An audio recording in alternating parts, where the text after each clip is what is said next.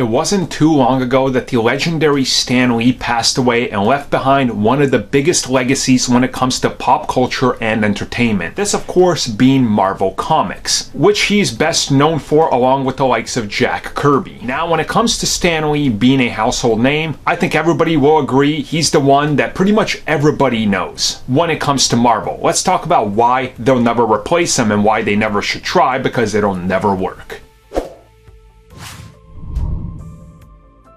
So I'm pretty sure many of you have seen that fan theory around this. Stan Lee's cameos should be replaced by somebody like Deadpool or something stupid along those lines. Because it's stupid. How do you even equate the two in terms of influence in pop culture and changing the landscape? That's not a tribute at all. It'd be funny to have Deadpool cameo in a few things, but making him a Stan Lee-like cameo would absolutely not work. Now, there's also been people that are like, you know what they should do? They should put Kevin Feige into these cameos. That shouldn't happen either, because that's also stupid. Now, Victoria Alonso, who's been important and a big part of Marvel since the late 90s, opens up about who might take over these cameos. And here's what she had to say, which will be linked down below for you guys. Stan Lee is not replaceable, so we will never try. Who's next in line for the repeat cameos following his death? He is the legend, the man. We will never try to replace him. Other people will come around, and they have someone as phenomenally creative as Marvel Studios president Kevin Feige.